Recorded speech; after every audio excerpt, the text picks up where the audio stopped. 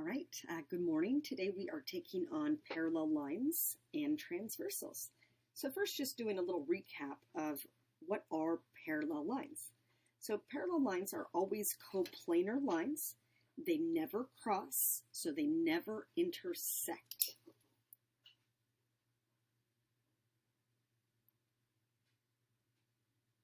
So coplanar,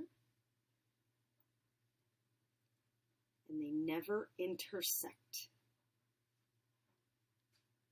Okay, so to give you an example, I could pick this pathway right here and this pathway right here.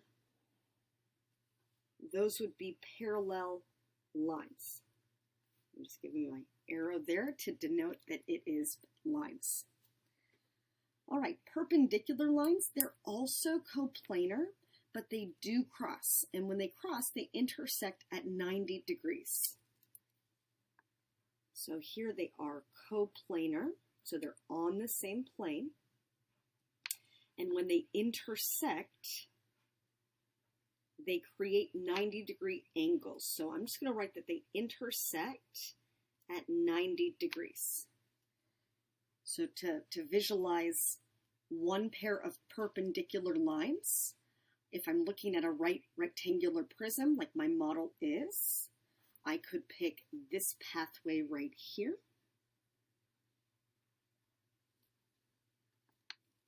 And this pathway right here, for example. Just give it the arrows to show the lines. Okay, so parallel lines are coplanar, they never cross. We know that the shorthand for parallel is just like that. Looks like two little L's right next to each other. For perpendicular, looks like an upside down T. And again, perpendicular, coplanar, when they intersect, they make right angles. They're 90-degree angles. All right, skew lines are not coplanar, so they are not on the same plane.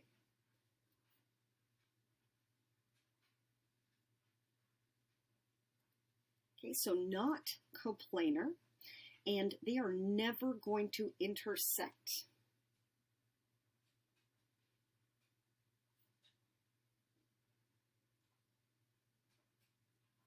Okay, so they are not on the same plane. They never cross. So to give you an example, let's say that I pick this straight pathway right here, this linear pathway, this line right here. Okay, one option that would be skew would be this one right here. Okay, I just want to remind you that you guys did build a right rectangular prism. So if I go back to this model, I can see those relationships a little bit more clearly. So if I'm looking for parallel, right here and right here could be parallel pathways. It could be here and here. Those could be parallel lines as well. If I'm looking at perpendicular, it could be any of these corners. These are all right angles. So any lines that cross, so here and here, those would be perpendicular, for example. And if I did at the bottom, here, here, perpendicular, that would be a right angle right here. Okay, skew is a little bit trickier. Let me grab my straws. So for skew, I could be looking at this pathway back here, for example, and then I could be looking at this pathway right here, for example. So these pathways, they would never cross, and there's no way I could put them on the same plane as well. Okay, and I could have picked, right here, for example, and right here, for example, those would be skew pathways as well. Okay, parallel planes. So here we're looking at planes that never intersect. Let me write that. So planes that never intersect. So with my visual, I could pick any opposing plane. So I could pick the top and the bottom, the front, the back, the two sides. I'm going to pick the two sides. So I'm looking at this plane and this plane. And even though we look at it as a model, remember that planes extend in all directions forever. So those planes, those pathways, they would never cross. All right, so next up, just an example right here. So example 1, think of each segment in the figure as part of a line. Which line, lines, plane, planes appear to fit the description? So here we're looking at any lines that are running parallel to line GH that are containing point F. Okay, so I'm focusing on GH right here, so I'm going to emphasize it. And then I'm also looking at here how they relate to point F. So I'm just going to draw attention to point F, emphasize it nice and big with a little dot right there. So which line or lines are parallel to line GH that contain point F? So it has to be this line right here, has to be EF. Double arrow on top. Okay, how about perpendicular to GH that also contain point F? So it would have to be this pathway right here. So I could call that FG or GF. It's the same line. So remember that when we name lines, we can use any 2 points on the line. The order doesn't matter. Okay, and then if I'm looking for the line that's skew to GH, so skew means it would not be on the same plane. They are not going to cross. So this pathway right here was running parallel. This pathway here is perpendicular. Skew would be right here, BF or FB.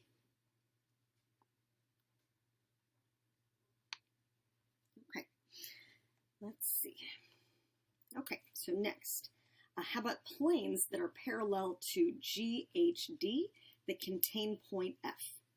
Okay, so let's look at what is the plane that contains GHD. So here is GHD. We're looking at this plane right here. I'm just going to shade it in red. So the one that would be parallel would be the other side right here. Okay, and when I name it, I can name it using any 3 non-collinear points. So if I look over here, I have a choice between these 4 letters, these 4 points. I could pick any of them. So if this one is GHD, if I follow that same order, I could say FEA. But again, the order does not matter, right? I could have any 3 non-collinear points. It would not matter. Let me write that here. So any 3 non-collinear points. So all 3 of them cannot be on the same line, on the same straight pathway. All right, so next we're looking at this concept of a transversal.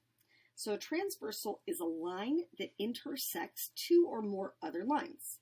So let me draw a few examples. So I could have exactly 2 lines. Maybe they look like this. I could have those 2 lines running parallel, more like this. I could have more than 2 lines. So I could have a line like this, and like this, for example. Okay, my transversal is the line that cuts through them. So I'm going to mark my transversal in red. So here would be my transversal cutting through these 2 lines. Here could be my transversal cutting through these 2 lines. I drew them to look somewhat parallel. And then here I can have more than 2, so I could draw my transversal like this.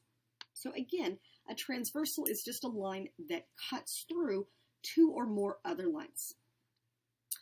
All right, so now we're looking at more special angle pairs. So when I look at my visual right here, I see that I have 2 lines right here and a transversal C. So let me label that this is my transversal.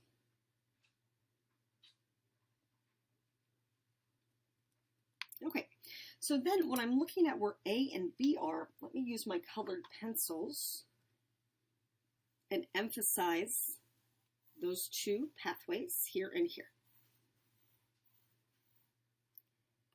Okay, and then the transversal that slices through, I'll make that red.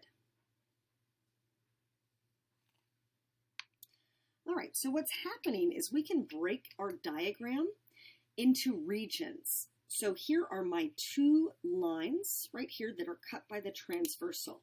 So this space right here is the interior space. Let me just slide that over and write it.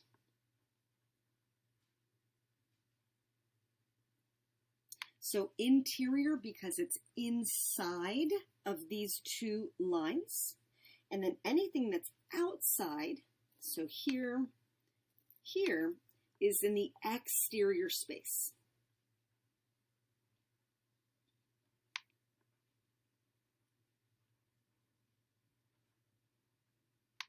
All right, so now I have some new vocab.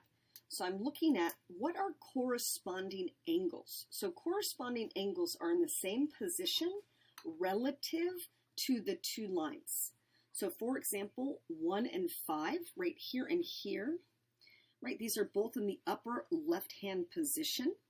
So they are corresponding angles.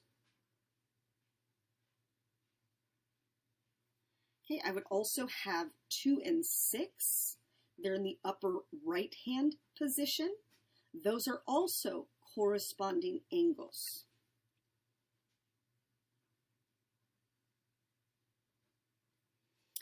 Okay, 3 and 7 here, lower left-hand position. Those are corresponding angles.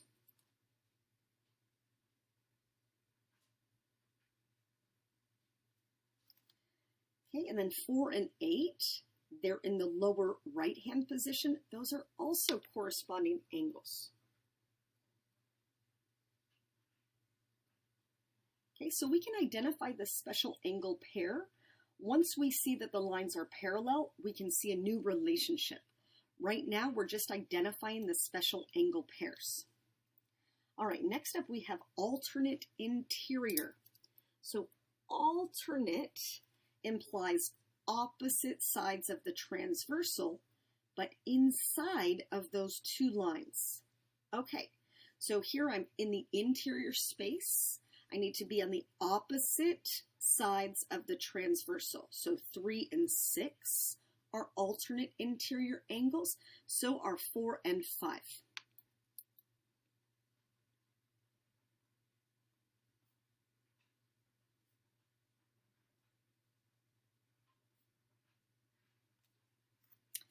Okay, we also have alternate exterior angles. So alternate implies opposite sides.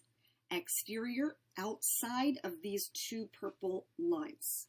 So alternate, opposite sides of the transversal in the outside space. We would say 1 and 8 are alternate exterior. So are 2 and 7.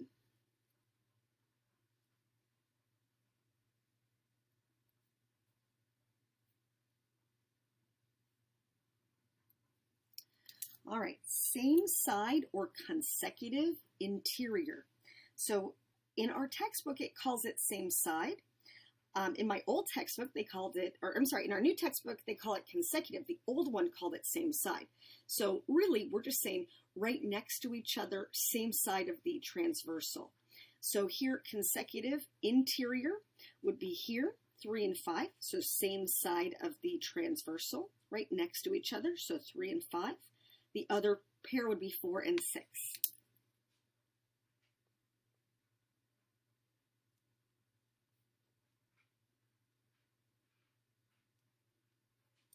Okay, and then same side or consecutive exterior. So same side of the transversal, but in the exterior space. So an example would be 1 and 7 right here. The other example would be 2 and 8 right here.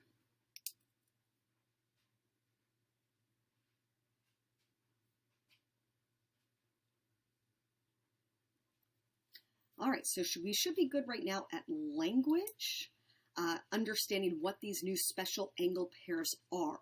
But what's important to us, where we're pushing ahead to, is, well, what happens when those lines specifically are parallel?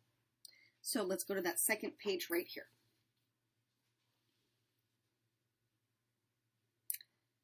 All right, so here I'm going to talk you through it. I wrote it out for you as well. So if we have the two lines cut by a transversal and they're parallel, So let me go back and emphasize that this would be the transversal, marking it in red. And then here would be those two parallel lines that are being cut by that transversal right here. Okay, so now we're just adding a detail. We're saying, okay, those two lines are parallel pathways. And again, let me break it up so we can see it as this is the interior space. It's what's sandwiched in between those parallel pathways. And then here is the outside space, the exterior space beyond those parallel pathways. Okay, so then we're adding just relationships. So corresponding angles, it's a postulate. So that means that it's basic, obvious, pretty easy to see. So if I take angle 1 for a moment, I know it corresponds with angle 5. So if I picture this line sliding down into this position, 1 would overlay with 5 perfectly. So would 2 and 6, so would 3 and 7, so would 4 and 8. So it makes sense that those angles are going to be congruent. So let me just remind you while we're here of one pair of corresponding angles in the diagram. So 4 and 8, I'll use that as my example. So same position relative to the two lines. In this case, we're saying that they're parallel, which means that those angles would be congruent. They would be identical. They're going to match each other perfectly. So I'm going to say angle 4 and 8 will be my example. There's really 4 corresponding angle pairs in the diagram. Okay, alternate interior. So when these lines are parallel, any alternate interior angles are congruent, and it's a theorem, so that means that we're going to prove it. So say I focus on 3 and 6. Those are alternate interior angles. They're congruent. We're going to write a proof on this because we can see that 3 will slide into 7's position. They have to be congruent because they correspond. And then here it slides into a vertical angle pair. We know that they are congruent too. So again, alternate interior angles will always be congruent. And in my example, I'm going to use 3 and 6.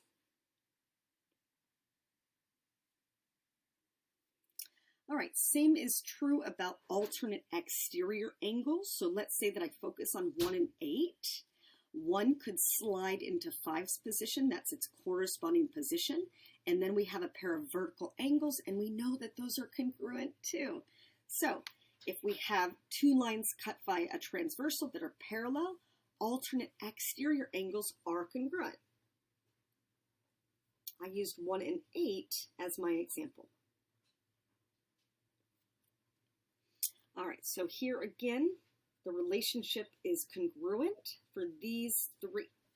So any corresponding angles, alternate interior angles, alternate exterior angles will all be congruent if those lines are parallel. Okay, these last two, same side or consecutive, interior or exterior. See something else? Not congruent, supplementary. So same side has a relationship supplementary, and that's true for both of them. So if I'm looking at same side interior, let's say that I'm focusing on 3 and 5. Okay, so picture 3 sliding into 7's position, then we'd have a linear pair. Linear pairs are supplementary. Okay, so same side interior angles or consecutive interior angles are supplementary. So for example, angle 3 and angle 5 are going to be supplementary. Their measures will add up to 180. Okay, same side exterior angles or consecutive exterior angles would be like 1 and 7. So again, picture 1 could slide into 5's position, right? Its corresponding position. And then we have a linear pair. Linear pairs are always supplementary. So here for this example, I'm going to say angle 1 and angle 7. That's my same side exterior example. And the relationship is that they will be supplementary. So the reason that I like using same side instead of consecutive is it just reminds me, keep the S's locked together. Same side, supplementary. All right, a couple more examples and then we can call it a day. So example 2, if the measure of angle 1 is 60 degrees, find all other angle measures. Okay, so here I have a transversal, that's C, I'm going to mark it in red. Good use of colored pencils. And then my parallels in purple. All right, and I know that angle 1 is 60 degrees. So right here, 60 degrees. All right, so if I connect angle 1, I can connect angle 1 to its vertical angle right here. Has to also be 60 degrees. Angle 3 is a linear pair with angle 1. They have to be supplementary. This would have to be 120. Okay, and then if I sync up angle 3 to angle 2, those are vertical angles, has to be 120 also. So I'm filling out this whole relationship based on vertical angles and linear pairs. Okay, if I focus back on angle 1, it corresponds with angle 5. So angle 5 also has to be 60 degrees. Okay, and then it forms a vertical angle with 8, also 60. And then the linear pairs, we got 120 and 120. All right, so again, we're just seeing how those are related. And we end up seeing that since those lines are parallel, there's really only 2 measures that result. So then if I fill in my gaps, measure of 2 is 120. Measure of 3 also 120. 4 is 60. 5 is also 60. 6 is 120. 7 is 120. And 8 is also 60.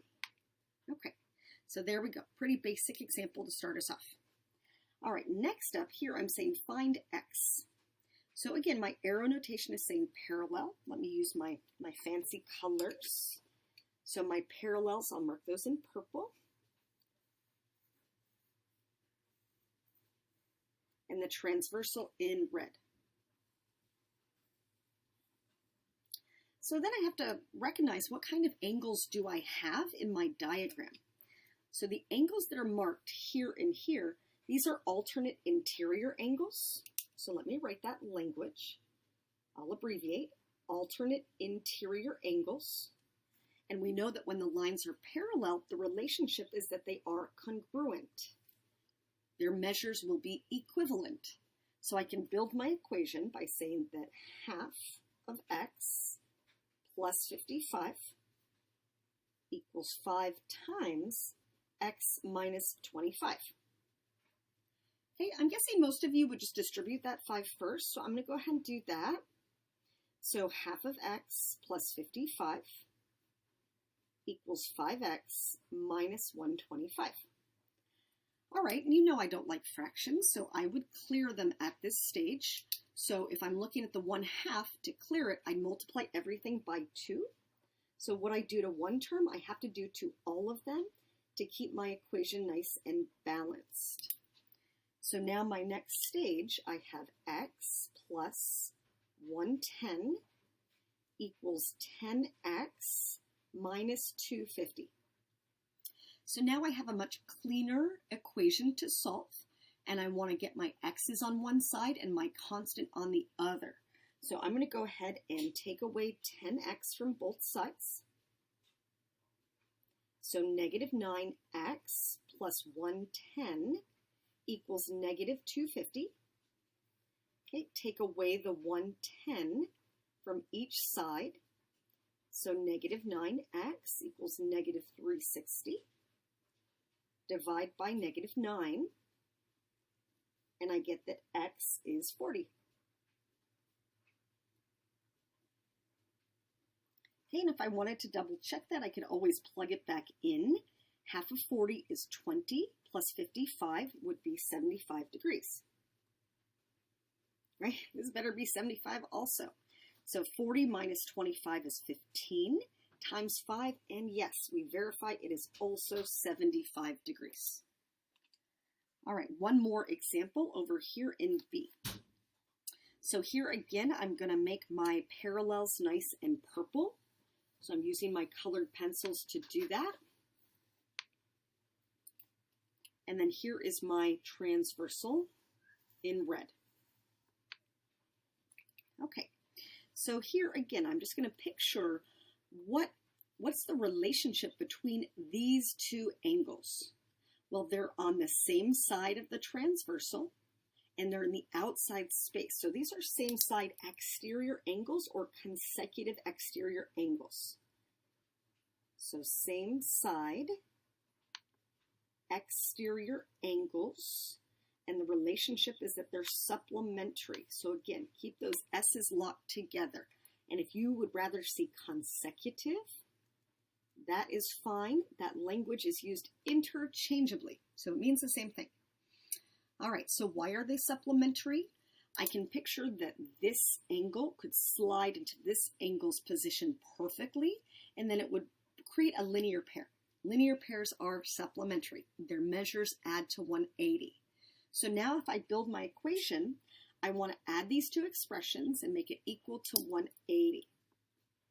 So 15x minus 20 plus x squared plus 12x plus 2 all equal to 180. Okay, so now reorganize, combine the like terms. X squared goes first. Add the two linear terms, so I get 27x. Negative 20 plus 2 is minus 18, all equal to 180.